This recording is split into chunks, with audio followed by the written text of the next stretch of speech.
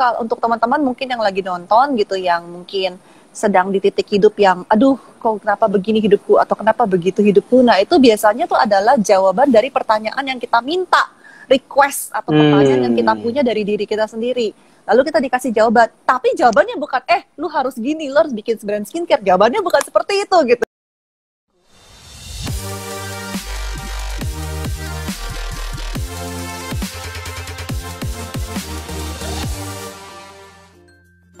Buat teman-teman, hari ini kita akan live ya dengan Bu Dewi Kau ya.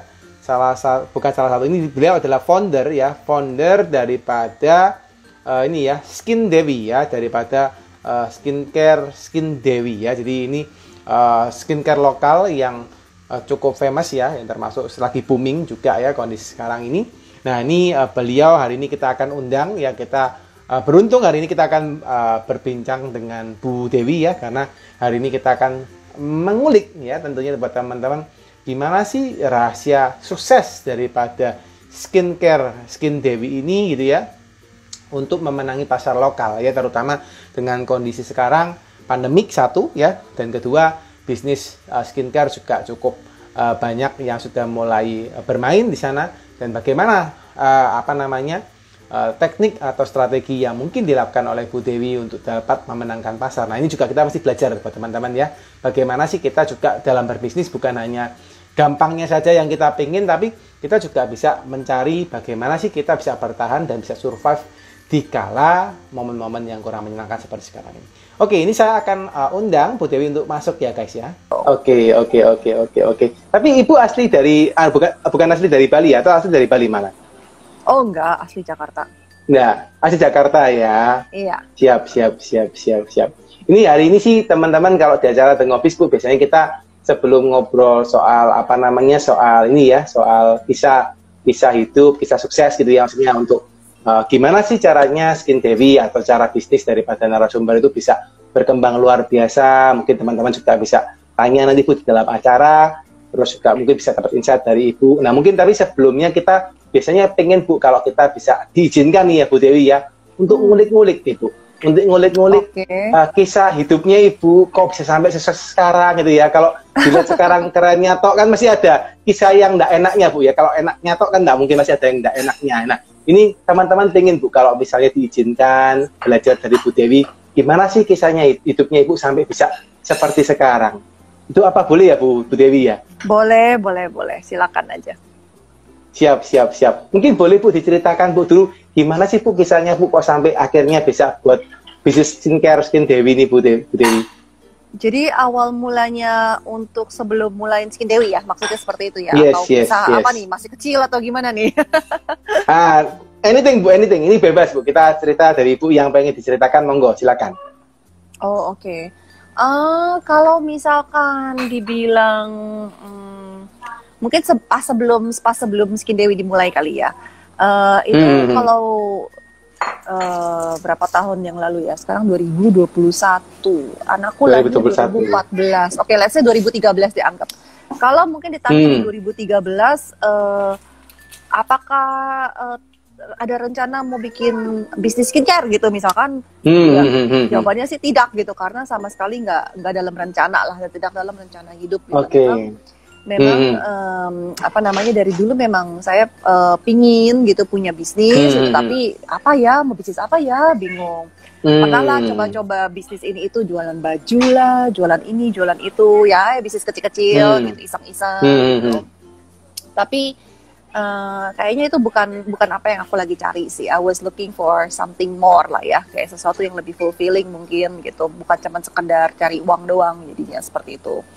Nah, lalu akhirnya ya mungkin di titik yang dimana yang aku berasa kayaknya hidupku harusnya lebih, I can do more gitu loh, maksudnya with my life gitu. Masa udah begini aja nih gitu, udah dilahirkan, sekolah, selesai sekolah, lulus sekolah, lalu nikah, lalu punya anak.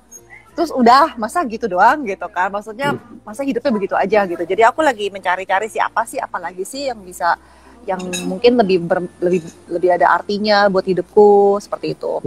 Nah ya udah, terus begitu tahu-tahu ya itu punya anak yang kedua ini dengan kondisi temporary dia ada kulitnya bermasalah, eksim gitu.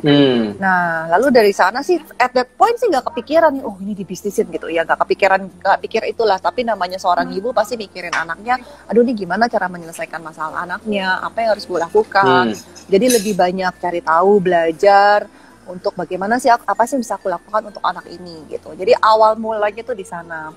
Nah akhirnya seiring waktu, berjalan waktu, aku berasanya ini yang aku sudah pelajari karena aku belajar banyak banget kiri kanan sampai kemana-mana, sampai dari segala macam informasi kiri, ya banyak lah pokoknya yang aku alami dan aku pelajari. Rasanya sayang ya kalau disimpan buat anak sendiri doang gitu. Rasanya ini informasi ini banyak yang bisa dibagi ke orang-orang gitu, yang saya yakin banyak kok yang punya masalah kulit juga, bukan anak saya doang gitu. Bahkan kadang mungkin bukan anaknya tapi mungkin diri sendiri, atau mungkin suaminya, atau mungkin orang tuanya, atau siapanya lah, pasti ada lah gitu yang punya masalah kulit gitu. Jadi aku pikir ini nggak boleh disimpan sendiri gitu. Semua yang udah aku pelajari itu nggak boleh disimpan, harus di-share. Nah awal mulanya begitu sih, lebih ke apa sih yang bisa aku share, apa sih yang bisa aku kontribusi di dunia ini gitu. Jadi bukan cuma hidup, ya seperti tadi saya bilang ya, hidup, sekolah, nikah, punya anak, selesai gitu, pergi lagi dari dunia ini gitu. Seperti itu sih, jadi kayak looking for a bigger contribution aja, apa sih yang bisa aku bagikan di masa kehidupan aku ini gitu, seperti itu. Terus ya udah akhirnya seiring waktu kayaknya boleh deh ini dibikin jadi bisnis, dalam arti supaya ada entity lah, maksudnya supaya kita bisa sharing, supaya kita bisa ada wadah yang lebih formal gitu, bukan cuman ngomong-ngomong doang, seperti itu. Akhirnya ya terjadilah dan terdirilah Skin Dewi, seperti itu sih kurang lebih. Oke. Itu berarti ibu mulai itu sejak anaknya ibu yang kedua lahir ya Bu Dewi berarti ya? Betul. Oke. Tahun berapa itu Bu Dewi? Dia lahir 2014, jadi setelahnya. 14. Jadi ya 2014 ke depan 15 gitu ya mungkin ya Bu ya? 14-15 ya? Oke. Kurang lebih 15-an ya. Tapi kayaknya bener-bener mulai seriusnya gitu ya, bisa dibilang 2016 lah gitu, lebih serius gitu. Tadinya kan cuman kayak ya di rumah iseng-iseng, maksudnya lebih modelnya seperti itu gitu. Terus lalu kayaknya lebih diseriusin lagi tuh ya bisa dibilang 2016 kali. Nice. Jadi awal muasalnya itu karena ibu punya anak, lalu anaknya itu kena sakit kulit gitu ya Bu ya? Eksim ya, kalau tadi itu sempat sampaikannya. Betul. Oke. Terus ibu waktu itu pelajarin apa Bu? Cara pengobatannya kah? Atau buat racikannya apa gimana tuh? Macam-macam sih. Jadi yang aku mengetahui itu adalah kalau pertama, walaupun kita kan selalu mikirnya, oke, kita punya kulit, berarti kalau punya problem kulit ya udah kita beresin kulitnya gitu kan. Pemikirannya seperti itu. Jadi ya udah dipakai salep lah atau dipakai apalah gitu. Nah untuk orang-orang yang punya eksim, tahu bahwa dipakein salep doang tuh nggak bisa sembuh gitu. Bahkan eksim itu kan lebih ke lifelong condition ya, sepanjang seumur hidup bisa kambuh lagi. Ada momen-momennya lah, ada yang mungkin dia lagi nggak flare, jadi nggak ada. Nanti mungkin ada triggernya, stres atau apa akan flare lagi, kambuh lagi, gatel-gatel seperti itu kan. Nah itu tuh nggak bisa cuma asal dipakein salep, krem aja gitu tuh nggak bisa gitu, karena there is something bigger yang di dalamnya yang harus di handle dulu. Nah itu yang aku pelajarin pertama sih. Jadi buat anakku itu dia eksim kan. Jadi nggak bisa tuh, aku udah ke dokter lah, udah pasti lah ya, namanya ibu-ibu pasti khawatir anaknya bawa ke dokter sini, ke sono, pakai produk ini, produk ono, apa, ya you name it, I try it lah, intinya begitu, apa aja sudah bisa dilakukan, pasti aku lakukan. Nah tapi itu bukan solusinya gitu, karena buktinya nggak, ya hilang sesaat, nanti kembali lagi gitu kan, mau sampai kapan gitu. Nah dari sana akhirnya aku mulai pelajari hal-hal lain, ternyata kalau anakku kan namanya atopic dermatitis. Nah atopic itu artinya kan alergi. Ternyata ada hubungannya dengan alergi. Jadi katanya dokter kulit itu, kalau orang tuanya, bapak dan ibunya itu ada riwayat alergi, walaupun bukan kulit ya, alergi kan bisa banyak macam, ada yang bersin-bersin seperti itu kan. Nah, asal ada riwayatnya, anaknya itu juga bisa kena eksim. Ada 50% chance dia tuh bisa 50-50, dia tuh bisa kena eksim. Nah, lalu yang parahnya lagi, kalau dari eksim, kalau itu tidak ditangani dengan baik, nah itu bisa nyambung ke paru-paru. yaitu ada kemungkinan dia bisa menjadi asma. Nah, jadi kan ya saya nggak mau gitu ya anaknya kecil-kecil umur 1-2 tahun udah asma kan, aduh gimana nanti dia life kehidupannya seperti apa gitu kan. Yes. Ya udah, jadi aku ya belajar lah, cari tahu lah ada apa sih yang bisa aku pelajari, apa sih yang bisa aku lakukan. Nah, dari sana ternyata banyak banget dari segi pola makan. Jadi misalkan ibunya menyusui. Nah, si ibunya itu yang apapun yang dia makan itu akan keluar di susu ASI kan. Jadi walaupun maksudnya bukan si bayinya yang makan langsung, si ibunya yang makan, nah itu juga ada dampaknya ke ASI. Nah, aku mulai perhatikan, aku disuruh bikin food journal. Mulai perhatikan nih, as simple as hari ini aku makan apa, reaksi ke anaknya gimana. Karena kalau begitu aku makan sesuatu yang kurang cocok, pasti deh langsung tuk tumbuh, gatal-gatal mana-mana. Itu cepat banget reaksinya gitu, dari dia minum ASI, nggak lama kemudian udah seperti itu. Nah, jadi kan kayak oke, gitu. Aku jadi mulai observasi dong, oh dia bisa ini, dia nggak bisa ini. Oh dia bisa ini, dia nggak bisa ini. Nah, mulai dari sana. Terus, jadi dari sana aku belajar, oh oke, ternyata kondisi kulit sangat ada hubungannya dengan apa yang kita makan. Which is kalau orang udah dewasa mungkin dibilang, oh kamu kulitnya begini karena kamu makan ini, orang nggak ada yang percaya gitu, apa hubungannya gitu. Tapi ini nyata, ini aku melihat sendiri gitu, aku yang ngalamin sendiri. Oh aku makan ini anaknya seperti ini, oh aku makan ini, oh anaknya seperti ini. Nah itu aku yang ngerasain sendiri kan, jadi kan kita tahu, oh iya bener ternyata ada hubungannya gitu. Nah setelah itu seiring waktu aku belajar lagi, ternyata bukan sekedar apa yang dimakan, tapi sebenarnya itu lebih ke masalah gut atau masalah pencernaan. Nah, jadi banyak sih hal-hal yang aku pelajari, akhirnya bagaimana jadi perbaikin gut gitu. Gimana cara kita perbaikin alergi. Karena teman-teman tahu kalau alergi itu kan seumur hidup, kita udah alergi, kita alergi seumur hidup gitu kan. Yang bisa kita lakukan adalah kita bisa memperkuat tadi gut sistemnya, supaya kita next time-nya saat kita trigger alerginya tuh bisa less. Jadi mulai dari sana lah banyak yang aku pelajarin, kalau mau dikulikin kayak 1 jam gak kelar. menarik. Ya intinya gitu sih. Jadi aku banyak belajar, lalu aku banyak sharing. Nah dari sana akhirnya kan next adalah cari produk gitu kan, karena aku udah ngerti deh, aku boleh makannya apa, nggak boleh makannya apa di segala macam. Next adalah produk dong, karena kan tetap aja masih gatel, masih apa, itu harus kita perbaiki juga. Carilah produk, pakai kiri kanan, merek ini, merek ono. Pokoknya orang bilang, oh ini bagus, beli gitu kan. Sampai banyak banget tuh produk berjejeran di rumah nggak kepake, karena kalau nggak cocok gimana gitu, masa dipaksa pakai gitu kan. Nah akhirnya sampai satu titik aku lagi ke Jerman. Lalu ngelihat di sana itu banyak banget kayak di let's say tempat aku ke supermarket itu ada rak banyak banget dari gede dan dari ujung ke ujung gitu ya.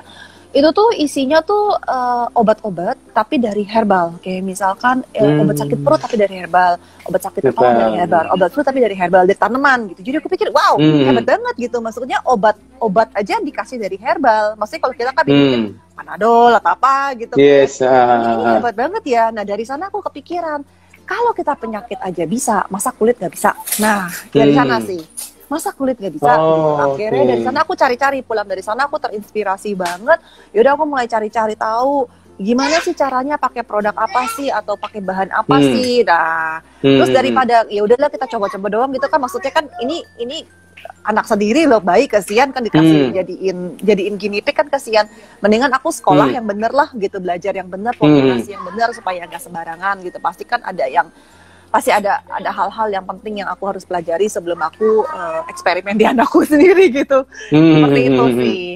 Akhirnya ya aku temukan banyak lah, ternyata nggak banyak sih, tapi ada beberapa sekolah formulasi yang ngajarin cara formulasi. Kebetulan juga backgroundku di chemical engineering, aku lulusan University of Washington. Nah dari sana ya udah, I think it just feels right for me to start creating my own products. Awalnya sih untuk pemakaian sendiri untuk anakku gitu. Seperti itu jadi sejarahnya. Jadi karena akhirnya ibu dipaksa ya Bu, secara nggak langsung ya. Secara nggak langsung karena begitu. Anaknya harus mau nggak mau kan disembuhin gitu ya oleh orang tuanya sendiri gitu ya. Betul. Tapi sebenarnya Bu, dibilang dipaksa sih mungkin bukan dipaksa ya, karena seringkali hidup itu akan memberi kita apa yang kita sedang cari atau butuhkan. Yes, agree. Nah, tempo hari yang aku butuhkan adalah a deeper meaning gitu kan, a deeper meaning buat kehidupanku, sesuatu yang aku bisa lakukan, yang aku bisa istilahnya kontribusi atau give back ke dunia ini gitu. Lalu ya udah dijawablah dengan pertanyaan seperti ini, which is aku dikasih problem yang aku harus solve gitu.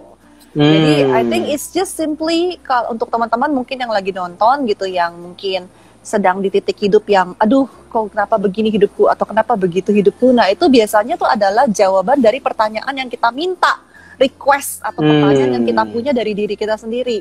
Lalu kita dikasih jawaban, tapi jawabannya bukan lu harus gini, lu harus bikin brand skincare. Jawabannya bukan seperti itu gitu. Jadi jawabannya itu kita harus pikir sendiri ya kan. Karena aku lagi galau-galau gitu dikasih problem nih, anaknya punya problem kulit gitu. Nah loh gitu, mana pikir itu jawabannya. Nah tapi setelah diperhatikan, oh iya ya ternyata ini jawaban dari yang aku request, yang dari aku minta, dari yang mungkin dari hati kecilku yang aku sebenarnya aku mau tuh sebenarnya itu gitu. Jadi ya life will always give you what you want, what you need gitu ya. Tapi bukan dalam yang lo gini ya, bukan dalam bentuk seperti itu gitu. Nice. Menarik nih buat teman-teman ya. Jadi kan hari ini lagi dapat masalah nih. Bisa jadi jawaban gitu ya Bu Dewi ya. Bisa jadi masalah is always the answer. Your problem is always the answer. Nah itu tapi kadang orang mikirnya kan, aduh maunya hidup tanpa ada masalah. Ya which is impossible dan juga will be very boring ya. Bayangin kalau tiap hari lancar semuanya, hidup nggak ada tantangan pasti juga boring juga gitu. Jadi ya your problem is not your enemy. Your problem is actually your solution. Nice. Menarik Bu Dewi, menarik. Ini baru pemanasan pertama sudah menarik nih ya. Dari cerita awalnya Bu Dewi nih. Bu, pengen ngulik lagi nih Bu. Jadi kami Bu buka skincare awalnya karena dari anak gitu ya. Terus dari problem itu akhirnya ketemu solusinya, Ibu belajar kanan kiri, akhirnya cari produk dan akhirnya bisa menemukan produk yang mungkin sekarang jadi salah satu solve problemnya Ibu gitu mungkin ya Bu ya. Nah, terus lari ke sana gitu. Nah, silakan Bu, silakan. Tunggu dulu, sebelum loncat. Seringkali orang tuh sangkanya tuh begitu. Kalau misalkan jawabannya itu adalah satu solusi, nih, ini apa? Ini jawabannya A atau ini B. Tapi hidup tuh masalahnya nggak kayak begitu gitu. Oke, menarik nih Bu. Biasanya jawabannya itu tuh is a journey. Nice. Karena teman-teman yang punya bisnis pasti tahu lah bahwa the goal is not the end goal gitu loh. Sebenarnya tuh it's the journey yang kita lewatkan itu yang sebenarnya jawabannya. Jadi there is no such thing as a product, satu miracle product yang bisa menyelesaikan masalah kita atau one answer yang bisa menyelesaikan masalah kita, karena it's not about that. It's about the process, it's about the experience, it's about bagaimana kita menemukan diri kita sendiri mungkin dalam prosesnya, atau menemukan hal-hal lain di dalam prosesnya gitu. Jadi no, it's not about aku menemukan, aku akhirnya jawabannya adalah aku menemukan satu miracle product, satu krim ini yang bisa menyembuhkan segala macam penyakit. No, it's not that. Oke, menarik. Bu, boleh nggak Bu diceritakan lebih mendalam nih Bu terkait apa yang barusan Ibu utarakan Bu? Mungkin kalau tidak terlalu secret gitu, mungkin kisah apa sih Bu yang Ibu ingin sampaikan ke teman-teman terkait dengan statement yang Ibu barusan sampaikan Bu, kira-kira? Yang mana nih? Aku belum. Yang barusan Ibu ngomong soal journey nih. Kan, nggak langsung ketemu nih. Nah, journey-nya apa nih Bu? Ini mungkin menarik nih untuk kita bahas. Oke. Jadi seringkali yang aku perhatikan adalah di mana orang struggle, dan termasuk diriku juga, adalah kita itu mencari sesuatu kayak misalkan, contoh gini deh. Misalkan kita tanya, what is your purpose of life? Misalkan gitu ya, philosophical banget nih gitu. Kan kita pikir jawabannya, supaya lu jadi ini, atau supaya menciptakan ono gitu. Maksudnya kita pikir adalah satu titik jawaban yang di saat kita udah sampai titik itu, I fulfill, udah selesai berarti hidupku gitu. Tapi it's not like that gitu loh. It's really not like that. Memang salah satunya adalah let's say untuk menciptakan sesuatu atau menemukan sesuatu atau memulai sesuatu. Let's say itu adalah salah satu journey dari, let's say tadi misalkan questionnya adalah your purpose of life gitu misalkan. But that is not the purpose. It's what you do in between yang itu yang menjadi the purpose. Jadi it's not so much kayak misalkan ada orang jadi guru gitu. It's not so much jadi guru itu purpose-nya hidup. Jadi purpose-nya cuma jadi guru gitu. It's not that. Tapi it's everything in between, that's the purpose.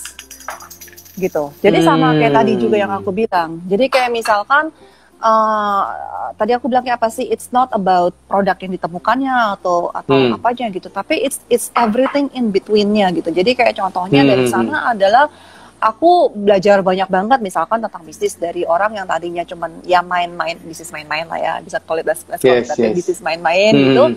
Dan akhirnya jadi belajar, karena I've never felt myself as a business person gitu. Even sampai sekarang pun juga kalau mau ngomong, oh ini businessman atau businesswoman gitu, aku berasanya, really? Kayaknya nggak berasa gitu tuh. Oke. Cuma gitu ya, Wi? menjalani aja gitu kan, dijalani aja. Misalkan ada problem, ya udah di-solve gitu. Kalau misalkan ada sesuatu yang harus dilakukan, ya udah dilakukan gitu. Ada sistem yang di-setup, ya udah di-setup. Ada yang perlu di-implement, ya di-implement. Ada yang perlu di-planning, ya udah di-planning gitu. Tapi I never nggak pernah manggil diri sendiri itu as a businessman or a businesswoman. Atau kayak gitu kan. Ya menurut aku, ya oke, I have a business, but not really a businesswoman sih sebenarnya. Oke. Oke, nice. It's whatever in between lah, whatever in between yang aku belajar banyak banget gitu tentang bagaimana sih cara running bisnis, bagaimana sih cara running tim, bagaimana sih cara motivasiin karyawan misalkan, bagaimana sih how to lead and not control, how to lead and not manage gitu kan, how to inspire people around you, how to grow your business, how to grow your own limitation gitu, karena ternyata kalau bisnisnya mandek ya berarti kitanya yang lagi mandek. Jadi yang kita harus benahi diri sendiri, bukannya timnya yang diomelin terus. Gimana sih kok omset nggak naik gitu? Ya mereka nggak naik, berarti there's something wrong with you, not with them, but with you gitu. Jadi I learned so much about myself through the process of having a business. Nah, seperti itu sih. Nice. Bu, masih ingat nggak, Bu? Dulu pertama kali start the business itu apa, Bu, yang dirasakan, Bu? Pertama kali startnya? Wah, pertama kali dirasakan, oke, let me think. Mungkin yang dirasakan adalah lebih ke, aku tuh nggak tahu ya, dari dulu itu selalu ada this drive atau this motivation yang what can I do to give back, what can I do to contribute. Jadi lebih ke, aku nggak mikirin kayak, aduh gue cuannya berapa nih, gue jualan ini. It's not about that gitu. It's not about the money atau cuannya atau apa. It's never about that. Tapi aku tuh selalu mikirinnya, apa sih yang bisa aku kontribusinya tuh apa di sini? Apa sih yang bisa value-nya, apa yang bisa aku kasih? Apa sih yang bisa aku lakukan untuk orang-orang ini gitu. Jadi lebih ke arah sana gitu loh. Jadi aku tuh selalu mikirin what problem yang bisa aku solve, apa yang bisa aku bantu orang tuh seperti apa. It's always there. Jadi kalau ditanya tempo hari apa yang aku alamin, ya itu sih lebih ke, aduh gimana caranya aku bisa menjangkau orang lebih banyak gitu. Karena tempo hari kan aku mulai ini dulu sendiri. Maksudnya basically nggak punya tim, nggak punya siapa-siapa. Aku mulai sendiri di rumah sambil ngurusin anak gitu kan. Belum ada office, belum ada karyawan gitu. Basically literally everything I do from A to Z tuh semuanya sendiri. Sambil ngurusin anak dan segala macam gitu. Jadi ya setiap hari kendalanya mungkin kayak, aduh gimana ya, ini paling bantu orang satu, ya aku satu orang bisa bantu berapa orang sih gitu. Misalkan orang konsultasi gitu, ya dengan 2 tangan, satu kepala, aku bisa ngomong sama berapa orang sih gitu. Misalkan aku bantuin sehari 20 orang misalkan, atau 40 orang misalkan. Ya udah mentok-mentoknya segitu aja. Gimana caranya aku bisa menjangkau lebih banyak? Gimana caranya aku bisa let's say menjangkau orang daripada 20 orang sehari, misalkan 200 orang sehari, atau bahkan 2000 orang sehari. How do I scale up? How do I reach more people supaya orang bisa mendapatkan value atau informasi yang sedang aku bagikan. So those are the things that I think about. Dengan limitasi aku sendiri gimana caranya gitu. Itu sih awal-awal mulanya lebih kendala ke sana sih tempo hari. Oke. Jadi pertama kalinya kepikiran malah ke sana ya, Bu ya. Nice. Iya. Terus habis itu ngapain, Bu? Setelah itu, Bu. Habis Ibu kepikiran itu apa yang Ibu lakukan? Setelah itu akhirnya dengan proses yang panjang dan banyak bergumul. yes, agree. Dengan banyak up and down. Yes.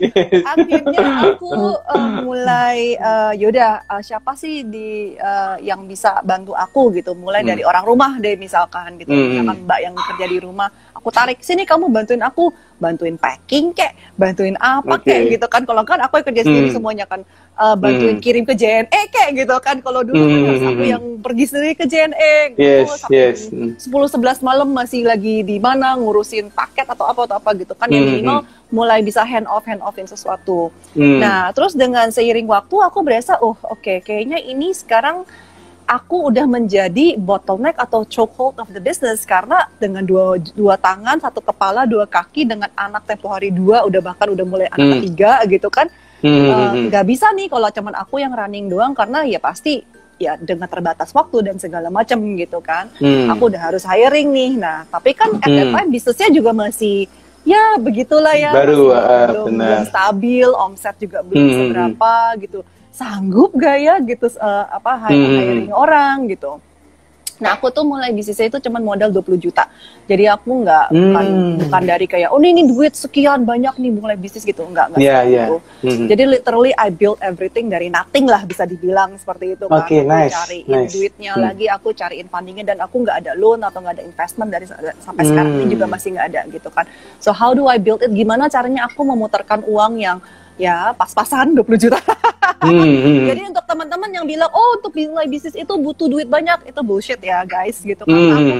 Aku pernah mulai jualan baju juga with zero, literally nggak pakai modal gitu, dan itu within bulanan aku bisa make it ratusan juta gitu. Jadi maksudnya itu bullshit lah kalau orang bilang bisnis itu harus punya modal, aku nggak bisa mulai bisnis karena aku nggak punya uang, itu semuanya bullshit, because literally you can start with nothing gitu loh.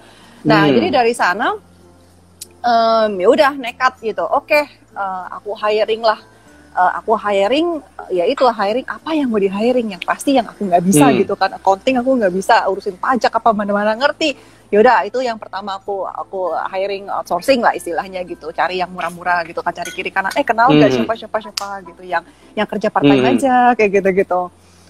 Terus after that aku mulai mencari satu admin. Jadi minimal apa sih yang bisa aku hand off lah ke admin ini, supaya yang kerjaan yang rutinitas gak usah aku yang kerjain, aku bisa lempar gitu kan.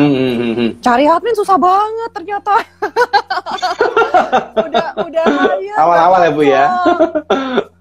Pusing banget ini gimana ya gitu, karena banyak yang harus dilakukan yang tidak mungkin mereka nggak punya skill setnya gitu, sedangkan aku kan belum punya budget untuk hiring yang terlalu mahal juga gitu.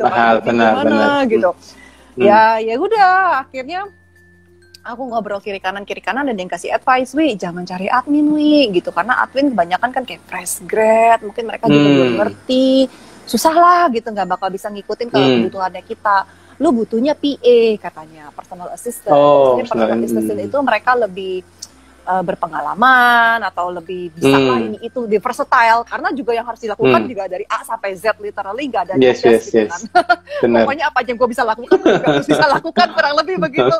Ya udah akhirnya carilah PA. Nah dapat satu orang yang memang I think dia tuh si orang ini dia tuh seneng di bisnis yang baru mulai, karena job sebelumnya juga di bisnis yang baru mulai, dia first hire gitu loh. Nah, dia tipe yang profilnya seperti itu, jadi gitu, dan ternyata dulu dia kerja di chemical business, jadi ya nggak sama sih, tapi mirip-mirip gitu kan. Iya. Jadi akhirnya dia juga ngerti cara urus izin apa kayak gitu kan, jadi kayak you're hired gitu. Ya dari situ akhirnya aku punya waktu yang bisa diluangin lagi untuk kerjain hal-hal lain dalam bisnisnya yang nggak perlu, jadi yang kayak rutinitas hari-hari bisa aku lemparin ke dia gitu kan, dia bisa handle, aku bisa kerjain yang lain. Ya mulai dari sana. Nice. Jadi asal muasalnya malah cari admin aja nggak dapat ya Bu ya. Nice. Kalau boleh tahu nih Bu Dewi, perkembangan dari 2016 ya Bu ya, sampai 2021, which is kan baru 5 tahun ya Bu. Ini gimana Bu? How big you grew ya, setelah awal pertama sampai sekarang itu ada ini nggak Bu? Apa proyeksi berapa kali dari pertama kali tumbuh? Aku nggak pernah hitungin sih, karena jujur ya, mungkin ini jelek ya jadi ibu ya, punya urusin 3 anak. Aku tuh pelupa banget gitu. Jadi aku nggak inget kayak gitu. Sangwit sempurna ya Bu ya.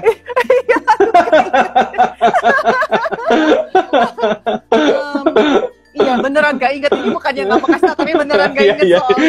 Iya, no worries Bu, no worries. Tapi kalau dari segi, mungkin kalau dari segi karyawan ya dulu, let's say dari 1 karyawan, which is the PA sekarang ini kita sekitar 20-an, kurang lebih sih sekitar. Nice. Jadi 20 orang untuk handle about Skin Dewi ya Bu ya. Jadi mulai mungkin dari awal Mas. Sekarang sudah mulai divisinya banyak berarti Bu ya, mulai mungkin packaging sendiri gitu ya, atau gimana Bu sekarang kalau di tempatnya Skin Dewi sekarang? Packaging enggak sih, kita pesan aja. Oke. Jadi maksudnya timnya itu lebih sekarang dibagi-bagi menjadi departemen-departemen apa? Oh, oke. Jadi ada tim yang di segi operasional, jadi mereka yang ngurusin orderan hari-hari yang masuk, make sure itu terpacking dan terkirim dan nyampe ke customer gitu. Lalu kita ada tim finance, accounting yang ngurusin semua berhubungan dengan keuangan dan pajak dan pembukuan dan bla bla bla. Lalu kita ada sales team aku sales sama marketing dibagi gitu. Jadi kalau marketing lebih ke tim kreatif gitu yang mikirin sosmednya mau diapain, mau bikin campaign apa, mau bikin video apa, kita launching new product mau dibikinin grafisnya gimana atau ya kayak gitu-gitu, lebih ke konten ya jadinya. Lalu ada lagi sales team yang lebih langsung one on one sama klientel yang membutuhkan produknya. Nice. Sekarang sudah lengkap berarti ya Bu divisinya ya. Ada sales team, ada divisi untuk hampir finance. Hampir, oke. Apa nih Bu yang masih kurang Bu berarti Bu? Kalau ada hampir berarti ada yang kurang nih. Masih lagi ini sih working on our creative team sih gitu. Jadi masih ada beberapa hal yang sedang kita ulik lah gitu. Tapi udah hampir lengkap. Ya. Siap. Bu Dewi, kalau misalnya di sini saya tanya terlalu mendalam, kalau merasa konfidensial nggak mau jawab, nggak apa ya Bu? Kadang-kadang saya ini rada kepingin tanya gitu. Jadi takutnya pas terlalu dalam, Ibu boleh. Oke Pak, ini konfidensial gitu ya, juga boleh. Siap. Back tadi ya Bu ya, back tadi terkait dengan meng-hire PA sampai akhirnya bisa menjalankan bisnisnya seperti sekarang dengan 20 orang tim dan kawan-kawan. Selama menjalankan berarti kurang lebih hampir 5 tahun ya Bu Dewi ya, 5 tahun ini ya. Itu apa Bu kesulitan yang Ibu rasa terbesar Bu, dalam membuat bisnis? Wow, kesulitan terbesar ya? Kalau kesulitan sih banyak. Yang Ibu rasakan. Oke, ya banyak pasti Bu, saya yakin dan percaya banyak. Yang terbesar aja deh Bu, yang terbesar aja deh. Terbesar, oke. Terbesar, coba aku pikir dulu. I think kesulitan terbesar buat aku adalah karena begini loh, aku sudah menyadari, untungnya menyadari lebih cepat sih, agak cepat, bahwa kalau sampai bisnisnya nggak growing, itu artinya akunya pun tidak growing. Jadi biasanya kalau ada kesulitan yang besar, itu karena akunya yang harus berubah, atau mungkin mindsetnya harus dirubah, atau mungkin cara pikir atau cara kerja atau something in me yang aku harus rubah dulu, baru itu termanifestasi di bisnisnya gitu. Karena kalau enggak kan, kalau leadernya aja nggak bisa arahin, gimana yang lainnya ngikutin gitu kan. Jadi I think the biggest challenge adalah yaitu aku punya growth process itu tuh banyak banget. Dan juga ada yang disebut tuh namanya mungkin growing pain istilahnya ya gitu kan. Di saat kita growing itu kan kayak mungkin kalau anak kecil tiba-tiba gede, pas pagi mau tinggiinnya kan kadang badannya suka sakit-sakit, tulangnya sakit-sakit. Nah mungkin seperti itu gitu. Tapi ini dari segi mungkin psikologinya atau segi spiritual atau segi lebih ke arah sananya gitu. Jadi ada segi emosi juga gitu kan. Jadi ada banyak hal yang aku harus harus dibenahin, harus diperbaiki dalam diriku itu. Nah itu prosesnya itu yang paling susah biasanya gitu, karena banyak hal banyak banget gitu. Kayak aku kasih contoh aja, kayak misalkan tadi aku cerita ya bahwa aku tuh kepingin membantu orang yang banyak, misalkan contoh misalkan let's say kita punya campaign namanya 1 Million Acne Freedom. Jadi itu kebetulan bukannya disengajain gitu, tapi memang dari awalnya itu di saat Skin Dewi dibentuk itu banyak orang yang jerawatan itu attracted ke Skin Dewi gitu ya. Padahal kita nggak yang awalnya kita jual produk jerawat gitu, enggak, sebenarnya sama sekali enggak. Juga. Tapi yang datang kok orang jerawatan terus gitu kan. Lalu akhirnya iya aneh banget, jadi ya udahlah, when life give you lemons ya you make lemonade gitu kan istilahnya. Iya. Tempo hari aku tuh lagi dengerin salah satu interviewnya Oprah, and it was so inspiring karena dia lagi ngomong tentang, I forgot judulnya apa, tapi dia lagi ngomong tentang gimana sih cara kita bisa give back, bagaimana sih caranya kita bisa intinya kayak give more value, apa sih yang kita bisa lakukan dengan baik yang mungkin orang lain butuhkan, kayak gitu-gitulah.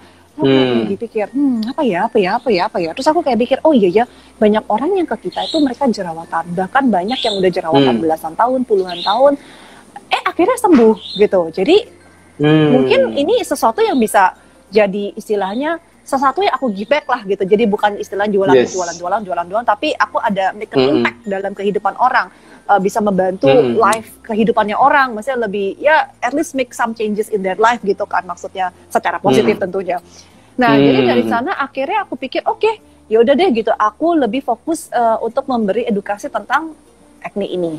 Karena acne ini jerawat, bukannya sekedar jerawatan dia udah pakai aja obat jerawat gitu. Kalau memang iya itu jawabannya, udah nggak ada orang di dunia ini yang jerawatan. Dan buktinya orang bisa jerawatan sampai tahunan, belasan tahun, kadang sampai puluhan tahun. Ada yang dari remaja jerawat udah umur 40 tahun aja masih jerawat. Bayangin tuh jerawatnya berapa puluh tahun gitu kan. I'm sure mereka bukannya malas cuci muka, bukannya mereka nggak urus, bukannya mereka nggak ke dokter. They did everything. Bahkan you name it, they done it gitu. Disuruh treatment, disuruh laser, disuruh ini, apa mereka udah melakukan semuanya. Tapi kenapa masih datang terus? Ya itu, karena there is something more yang harus diketahui, yang harus mungkin mereka lebih aware. Yaitu dari secara sistem badannya, secara holistiknya, tadi dari masalah pencernaan, dari hormon, dari ada banyak hal yang harus diketahui dulu baru bisa menyelesaikan masalah si jerawatnya. Nah, itu menjadi aku punya campaign. Nah, masalahnya adalah aku tuh dari kecil tuh pemalu. Oh iya, Bu? Iya. Iya. Oke. Ya, aku introvert dan aku pemalu. Jadi for me untuk reach out ke orang, ngomong ke orang, it's so not me gitu loh. Aku tuh tipe yang di belakang layar aja deh, atau ngumpet di mana aja deh gitu. Karena yang biasanya di keluarga tuh aku yang paling diem, yang paling pemalu. Jadi it's not easy ya kan untuk melewati ini, kayak aduh gue harus bikin video gitu. Kayak kayaknya painful banget gitu. Nah, tapi it's not just that. Jadi ternyata setelah diulik lagi dan digali lagi gitu, ternyata itu ada hubungannya dengan trauma-trauma masa kecil, di mana yang aku diketawain misalkan, atau di mana yang banyaklah hal-hal yang akhirnya tuh Oke, gitu. Berarti aku harus healingin masa kecilku dulu ini nih, gitu. Baru aku bisa melakukan yang sekarang. Sedangkan kan udah ada puluhan tahun punya trauma dan sakit hati dan apa, masa kecil banyak lah gitu yang hidden inner child trauma apa segala macam, yang itu aku harus benahin. The moment I made the decision, oke, aku harus benerin ini supaya aku bisa reach out to more people. Ya udah, keluarlah semuanya yang tadinya mungkin udah kita pendem, nggak diobatin tapi dipendem, ya kan, dimasukin ke bawah karpet, nggak usah dipikirin, udahlah anggap aja nggak pernah kejadian. Nah itu kan semua muncul, ya kan, yang kita harus facing lagi semuanya, kita harus healingin satu persatu. And it's not easy, prosesnya itu tuh nggak gampang gitu. Pasti banyak lah luka-luka batin sama orang tua, sama keluarga, sama temen-temen, sama ya macam-macam gitu kan. Itu semua harus aku istilahnya harus aku let go lah ya, harus aku healing dan let go. Itu nggak mudah, itu prosesnya juga kan berbulan-bulan, banyak nangis-nangis. Aku dulu orangnya paling nggak pernah nangis gitu, tapi begitu mulai melakukan hal-hal seperti ini, jadi ternyata selama ini aku nggak nangis karena aku suppress my emotion gitu. Jadi nggak pernah nangis. Orang bingung, udah bingung kok cewek-cewek kok pada nangis, nonton film ini nangis, udah itu kenapa sih gitu, bingung, nggak ngerti gitu. Ya itu ternyata karena aku suppress, diumpetin istilahnya biar nggak dirasain gitu. Tapi ternyata it's not helping me, karena sekarang aku mau bantuin orang banyak, aku nggak bisa. Karena gimana kalau aku ngumpet di belakang tembok terus, gimana aku bisa reach out to more people? Ya tembok harus dipecahin istilahnya. Nah itulah proses itu is painful. Aku ngalamin ada kali mungkin tangisan yang udah disimpan dari sumber hidup kali ya. Itu keluar 6 bulan aku nangis. Oke. 6 bulan nangis itu maksudnya gimana, Bu? Tiap hari nangis. Iya. Aduh, gue udah gila atau apa ya gitu.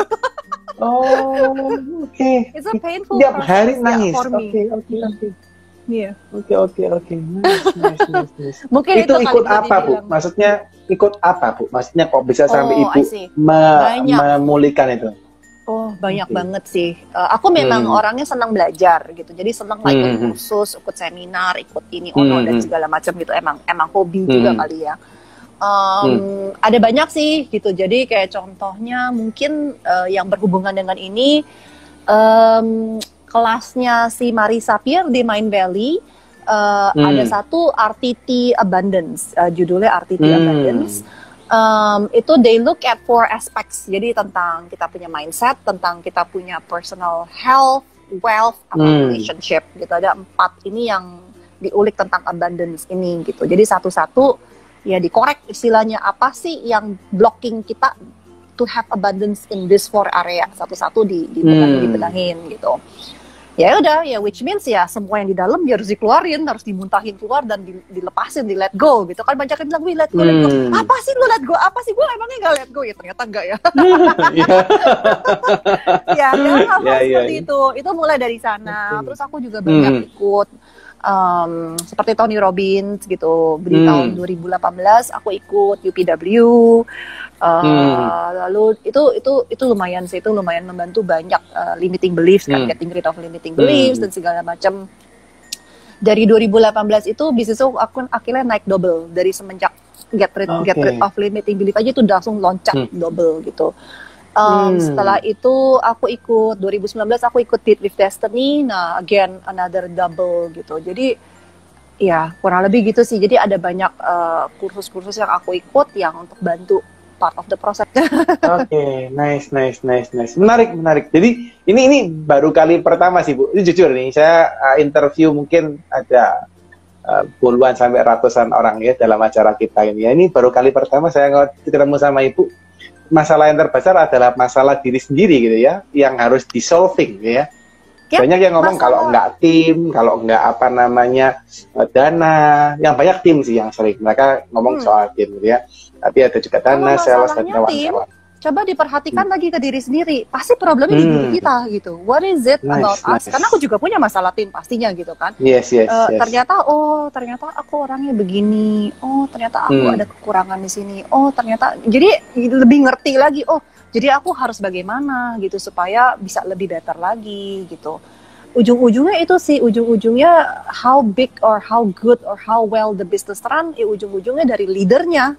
Ya kan, kalau leadernya kita yang harus benahin diri kita, diri kita, bukan mereka gitu. Karena whatever kita benahin di kita, ya itu akan di-reflect dan secara without effort yang lainnya akan mengikuti sendiri gitu loh. Jadi seringkali orang itu mau fixing everything but themselves, dan ternyata it doesn't work. Ya, of course it doesn't work karena root cause-nya elunya belum diperbaiki. Ya gimana bisa beres gitu. It's easy to blame, it's easier to blame. Oh tim gue nggak bener, ya kan? Nanti timnya bilang, oh bos gue nggak bener gitu. Nggak ada yang bener semuanya. Nggak ada yang bener. bener. Ya nice. Itu yang aku pelajari sih gitu. Karena juga pastilah aku juga ngalamin problem tim. Aku juga ya whatever you name it lah, pasti yang namanya bisnis pasti punya masalah-masalah kan. Semua lah ya. Masalah dengan proses, masalah dengan supplier, masalah dengan tim, masalah dengan whatever lah, you name it, pasti ya semua orang punya masalah itu. Oke. Bu, penasaran nih. Maksudnya ketika Ibu habis ngerubah nih, misalnya Ibu kan ngomong masalah terbesar kan karena diri sendiri gitu ya. Akhirnya Ibu berusaha transform dari yang A to Z gitu ya. Ibu berubah menjadi lebih baik gitu ya. And then how impact gitu ya. How the impact about perubahannya Ibu ke bisnis itu gimana? Perubahannya seperti apa ketika Ibu berubah itu? Bisnisnya jadi seperti yang aku inginkan. Oke. Jadi maksudnya seperti apa? Jadi misalkan semua orang yang punya bisnis pasti punya bayangan, ya kan? Aku punya bisnis seperti ini, timnya seperti ini, dijalani seperti ini, punya omset seperti ini, punya cuan profit seperti ini gitu, pasti ada di bayangan kita. Yes. Nah, tapi sedangkan kadang realita tidak seperti yang kita bayangkan gitu kan, karena gue maunya gini kok begini sih aslinya gitu. Nah, jadi di saat kita do the work and fix ourselves, apapun yang kita bayangkan itu terrealisasi. Kita maunya gimana itu terjadilah. Tapi first you have to fix yourself. Kalau seringkali orang tuh nggak mau do the work karena it's a lot of work. Painful banget gitu kan, it's a lot of work. Untuk merubah diri itu susah banget gitu. Merubah diri susah, makanya jangan ngubah orang ya kan, diri aja sendiri susah, nggak usah ngomongin orang gitu. Iya. Jadi tuh, ya itu, jadi akhirnya orang seringkali menurunin standarnya. Udahlah terlalu susah, udahlah kita settle begini aja, emang udah bersyukur aja gitu ya. Ya udahlah, begini aja lah gitu. Kalau aku I don't settle. Apa yang aku mau pasti bisa dapat. Tinggal caranya gimana gitu. What are you willing to do to get it gitu kan? Nah itu yang aku lakukan gitu. Whatever it takes jadinya. Gitu. Nice. Jadi kita nggak boleh nurunin standar. Yes. Jadi daripada how, pertanyaannya daripada how gini, how gimana, diputar jadi what would it take for me to gitu. Nice. Ini menarik nih Bu. Ini kayak saya ini lagi sekolah psikologi bisnis nih Bu namanya Bu. Psikologi bisnis. Dalam ini topiknya dalam nih Bu, dalam swear. Oke. Ini pada beberapa pertanyaan juga ya Bu ya, sorry. Tapi sebelum teman-teman tak tanyain ya, saya masih belum puas. Saya pengen tanya lagi satu nih.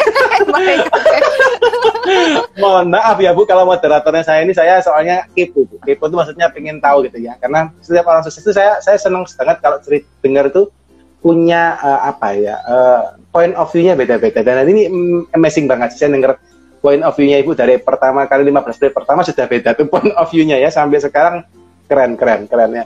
Ini satu lagi Bu, sebelum saya nanyain yang teman-teman ya.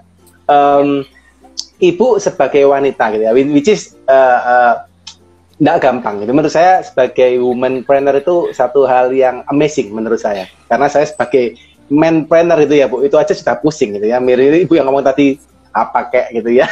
Sales lah apa semua dipikirin, semua itu juga pusing. Dan ya maksudnya kalau seandainya kita sebagai woman gitu kan, itu juga ada child. Maksudnya Ibu punya anak yang harus dididik juga. Itu gimana Bu? Ibu bagi waktunya antara bisnis and then your child, how do you manage your time? Kalau dulu I think ya problemnya perempuan itu apalagi mamipreneur gitu ya, istilahnya udah punya anak gitu ya. Problemnya itu adalah we feel guilty all the time, feeling guilty. Jadi di saat kerja, mungkin ini bukan cuma preneur tapi mungkin wanita karir juga gitu yang punya anak, moms ya. Yes. Karena di saat kita kerja, we feel guilty. Aduh, harusnya gue di rumah nih temenin anak atau jagain anak atau urusin anak gitu. Ada feeling guilt yang mungkin laki-laki nggak merasakan itu karena mungkin women lebih nurturing kan, maksudnya anak-anak lebih kayak mami lebih ke arah sana gitu, apalagi masih kecil, mungkin kalau udah gedean udah beda. Tapi kan karena anakku juga masih kecil-kecil gitu kan, jadi masih yang butuh banget itu kan si ibunya ini gitu. Jadi awalnya itu ya aku melakukannya adalah aku work from home gitu, jadi bisnisnya itu di rumah, kantornya itu di rumah. Supaya apa ya, supaya aku nggak usah keluar-keluar, jadi kurang lebih ya Jakarta kan macet ya, kita udah menghemat waktu, nggak usah bermacet-macet ria gitu kan. Melek mata tinggal keluar kamar ya udah kantor istilah. Jadi aku pakai kamarku atau kamar mana yang living room. I think at one point tuh sampai semuanya sih basically kayak kitchen, meja makan, you name it, semuanya tuh udah jadi ruang bisnis. Sampai suamiku bercanda, ini udah harus sewa rental deh katanya. Sudah dokumen di mana-mana Bu ya. Iya, udah gak bisa di sini kan, pakai buat kantor. Jadi I think it started with that. Apalagi untuk mami-mami yang punya anak masih kecil ya, susah untuk dilepaskannya kan gitu, maksudnya ya gitulah. And then the feeling of guilt gitu di saat kita kerja, anak gimana. Jadi at least being home ya, enaknya jadi planner itu kan kita bisa ngantor di mana aja, istilahnya kita mau bisnis di rumah juga bisa gitu kan. Ya itu, jadi I think that's one of the good thing. Jadi you are present juga, at least ada emergency kita ada di tempat juga. Ada di saat dimana yang misalkan lagi nggak ada suster atau apa, kita masih bisa urus sambil urus anak. Misalkan at one point aku nggak punya driver, jadi aku yang sambil jadi driver juga gitu kan. Ya itu sih. Nah, cara bagi waktunya gimana? Dulu aku struggling banget with this gitu, karena apalagi bisnis baru mulai, karyawan belum banyak, harus banyak yang kita lakukan sendiri gitu kan. Dan dulu tuh, jadi I think ya problemnya itu begini, because of the guilt, di saat kita kerja misalkan, feeling guilty-nya tuh kita kepikiran di rumah, aduh harusnya gue nggak boleh lagi gini nih. Duh, udah malam nih, harusnya gue udah pulang nih. Aduh, harusnya gue udah ngurusin anak nih. Guilty. Nah, itu malah jadi nggak efektif gitu. Karena waktunya kita tuh jadi habis untuk feeling guilty.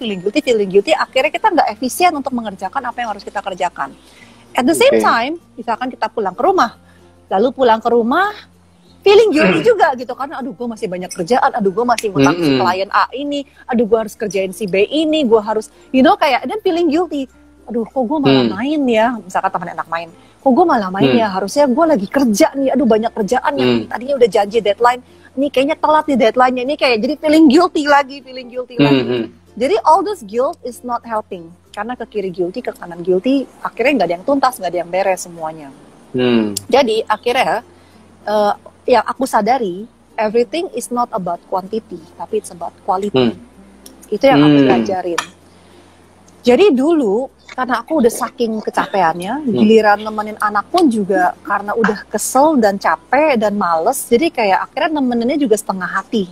Misalkan mami temenin tidur, aduh gila temenin tidur gitu kan, udah tidurnya lama lagi gitu, bercanda-bercanda dulu gitu misalkan. Iya. Capek gitu, maunya udah istirahat terbahan, ini harus ngurusin ngelanin anak lagi gitu. Terus I feel guilty, kok lu mikirnya gitu sih, you're supposed to be a mom, you're such a bad man, masa mikirnya gitu. Dan I feel guilty lagi, kayak serba salah gitu. And then I realize it's not about quantity, it's about quality. Jadi it's okay to say no. Misalkan aku udah kecapean banget, it's okay gitu to say no. It doesn't make you a bad mom.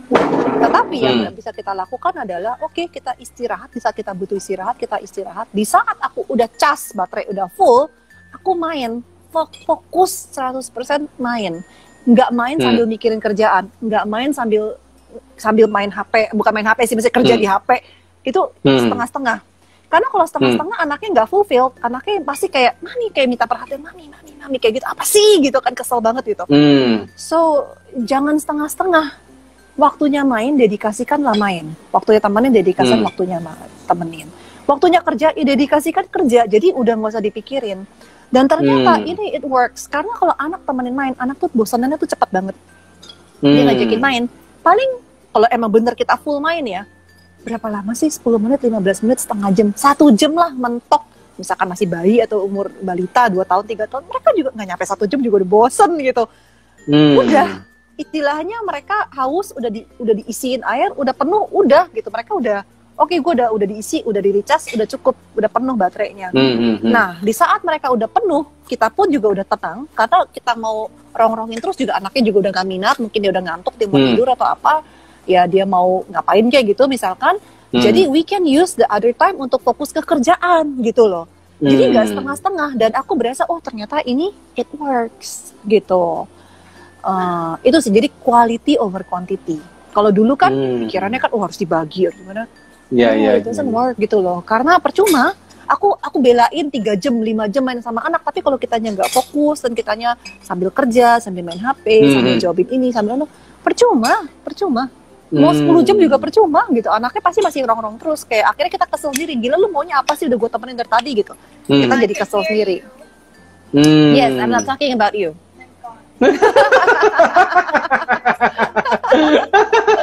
Ada yang dengar.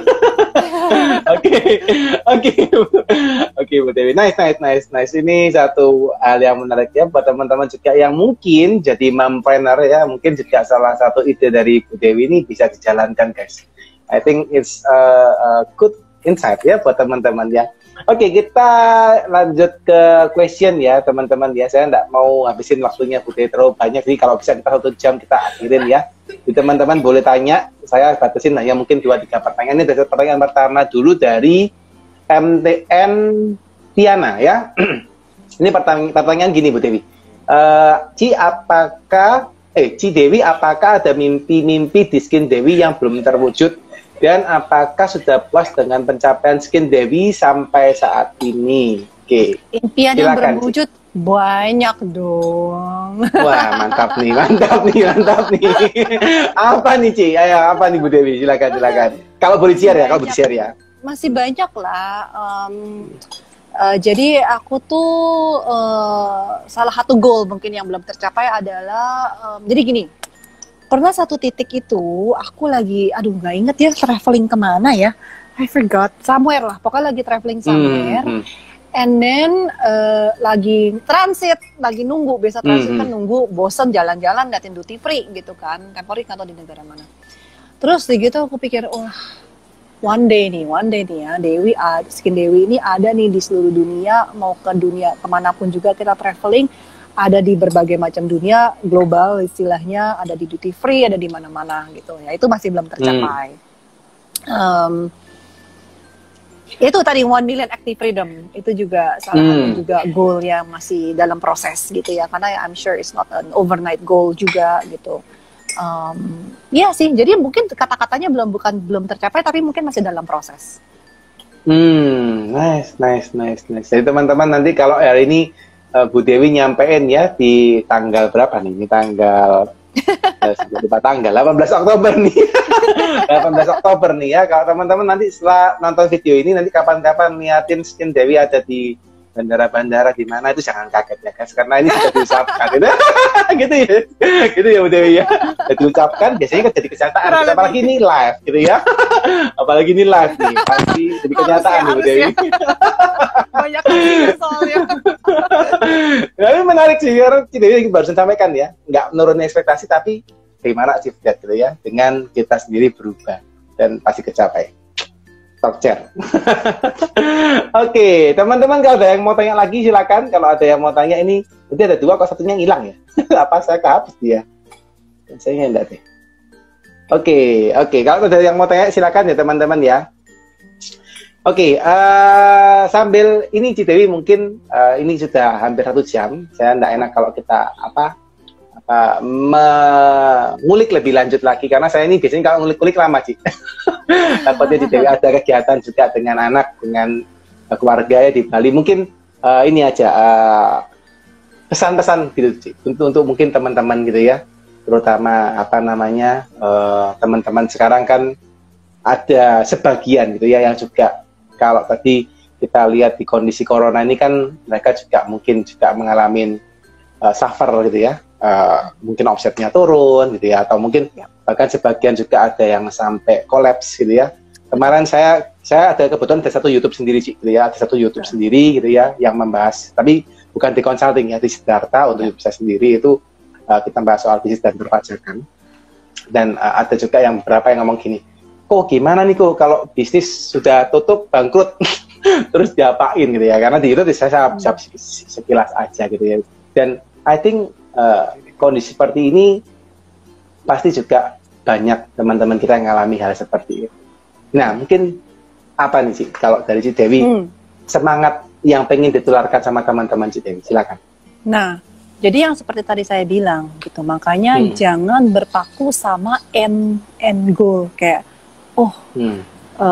punya satu produk atau punya satu bisnis gitu, karena it's not about that. Bisnis bisa naik bisa turun, tetapi semua wisdom yang udah kita pelajari, semua pengalaman-pengalamannya, itu semua tuh sudah kita dapat, itu tuh nggak bisa hilang gitu. Mau bisnisnya sekarang nggak ada karena pandemi atau karena ya mungkin karena kadang maybe bencana alam, can be anything gitu kan. Tapi nobody can take your experience, nobody can take away kalian punya wisdom, kalian punya itu semua tuh itu di kita.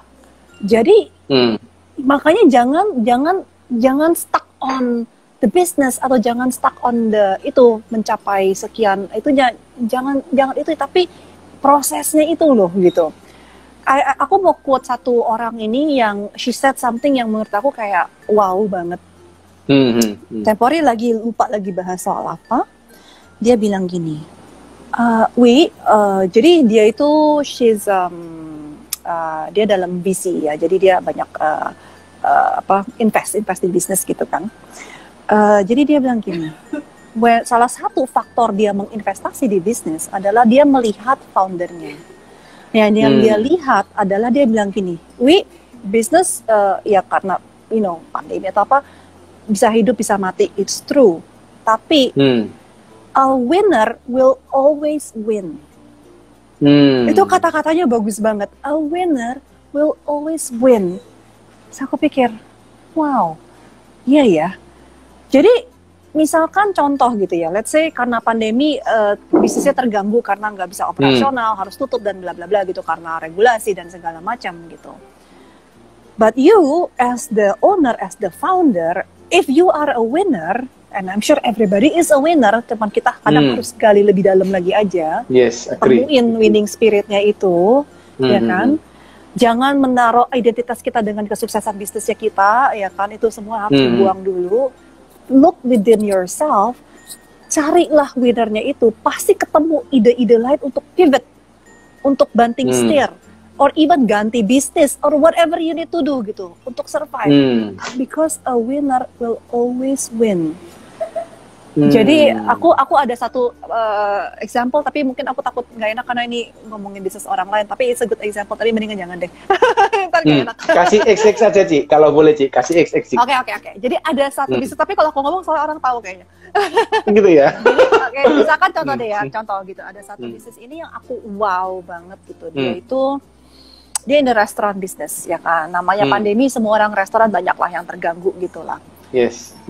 Tapi ya itu, because a winner always win, langsung banting setir. Apa yang bisa kita lakukan sih selama pandemi ini? Ya udah, bikin produk baru, bikin produk yang frozen food, yang bisa dijual gitu kan, yang orang bisa makan di rumah seperti itu. Jadi dia bikin brand baru, dia bikin makanan baru. Lalu, not just that, dia akhirnya mikirin gimana kita bisa menggunakan frozen food ini lalu kita gedein. Jadi bisnis yang lama itu B2C.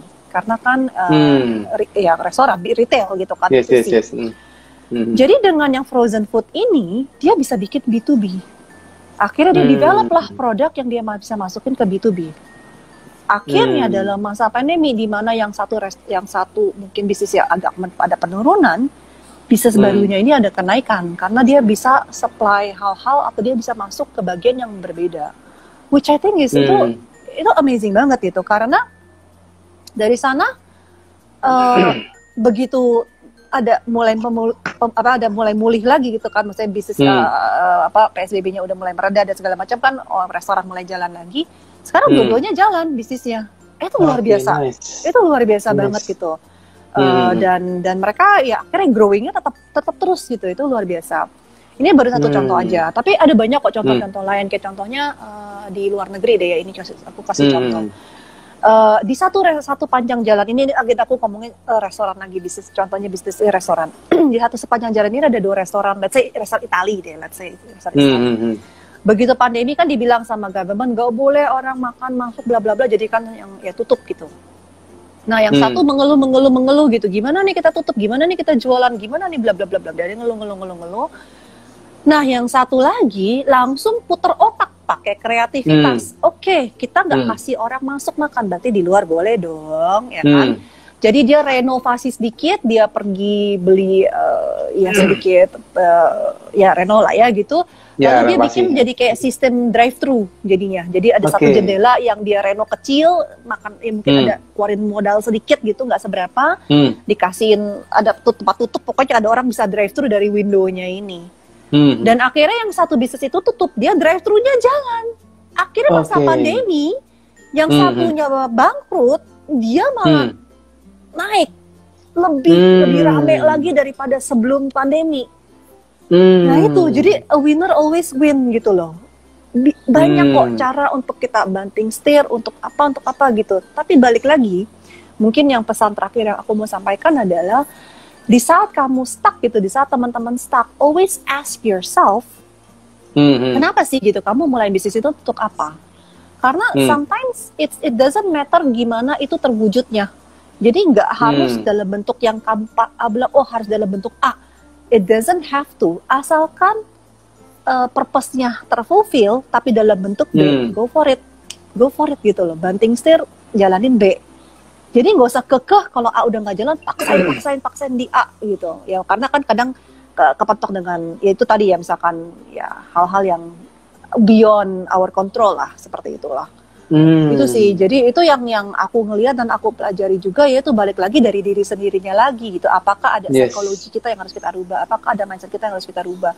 Banyak lah gitu, yang itu sih yang I think yang harus menjadi semangat gitu. Tapi first, before you get there, keluarin dulu identity kamu dari your business, keluarin dulu your identity dari yourself, net worth, punya uang seberapa atau apa. Karena kalau masih di sana begitu itu drop, kitanya ikut drop kan, self esteem ikut drop. Kayak karena kita udah menjadi the car that we drive, atau the house that we have, atau cewek-cewek mungkin tas yang kita bawa gitu. You're more than that, you're much more than that. Jadi itu dulu sih, di detach dulu dari itu, and look within yourself, jawabannya pasti ada kok. Dan biasanya kalau itu udah bangkitnya lebih gila lagi daripada sebelumnya. Nice. Closing statement dari Bu Dewi menarik ya. Satu kata, winner is pasti menang gitu ya. Pemenang pasti pemenang gitu ya. Di pemenang pasti pemenang. Di teman-teman yang mungkin ngalamin hal apapun sekarang gitu ya, winner is always win. Jadi teman-teman nggak usah pusing, yang penting harus kreativitasnya dipakai gitu ya. Nggak boleh menyerah ya, karena kalau teman-teman setiap kita pasti punya masalah gitu ya. Setiap pebisnis pasti punya masalah, apapun itu, bisnis besar kecil super besar gitu ya. Kalau kemarin juga ketemu macam-macam orang, itu pasti teman-teman juga akan tahu bahwa setiap bisnis pasti punya masalah, ya, termasuk Anda, termasuk Bu Dewi juga hari ini yang sharing luar biasa guys ya, mulai dari awal ya sampai akhir mau closing aja statementnya keren-keren banget, dan kita belajar bukan cara tekniknya guys ya, karena bisnis kalau kalian belajar teknik itu ya sama aja lah gitu ya, mau cari rekrutmen ya caranya gitu-gitu aja gitu, cara selling ya gitu-gitu aja, cara finance ya gitu-gitu aja gitu, tapi yang kita harus beresin ini guys ya.